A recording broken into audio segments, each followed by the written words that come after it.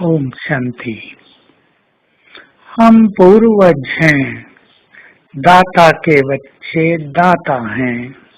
याद करें, हम वही हैं जिनकी मंदिरों में पूजा हो रही है।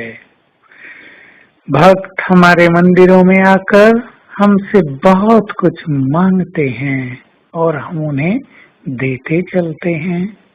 सबकी मनोकामनाएं पूर्ण करते हैं।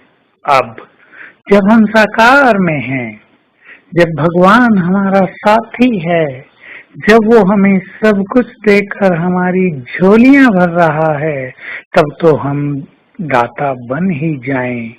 जब हम खाली थे तो भी देते थे, अब तो भरपूर हैं।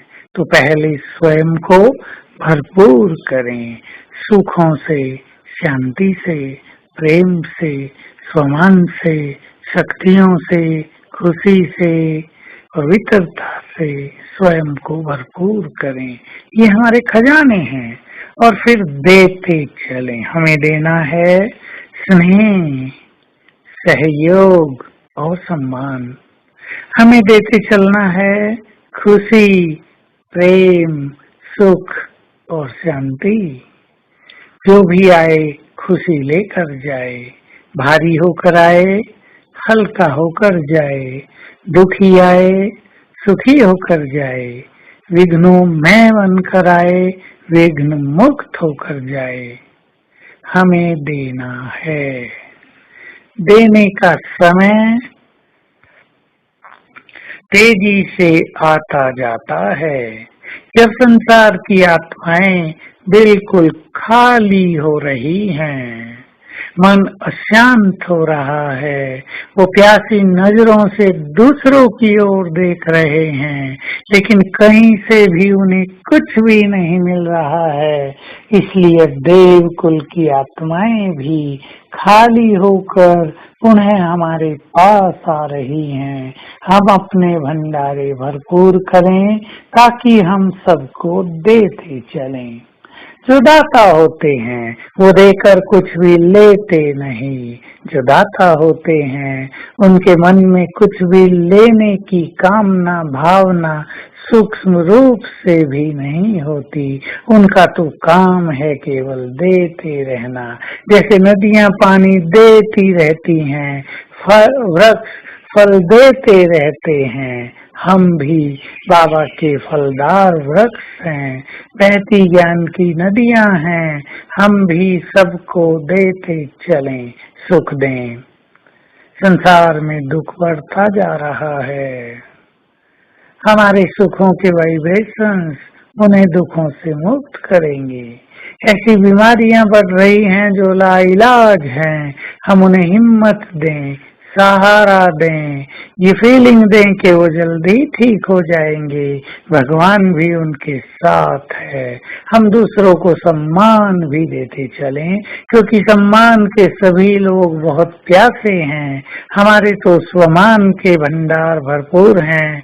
हम सम्मान सारे संसार को दे सकते हैं, प्रकृति को भी दे सकते हैं और संसार की पाप आत्माओं को, जो बिल्कुल दुखदायी आत्माएं हैं, उन्हें भी दे सकते हैं।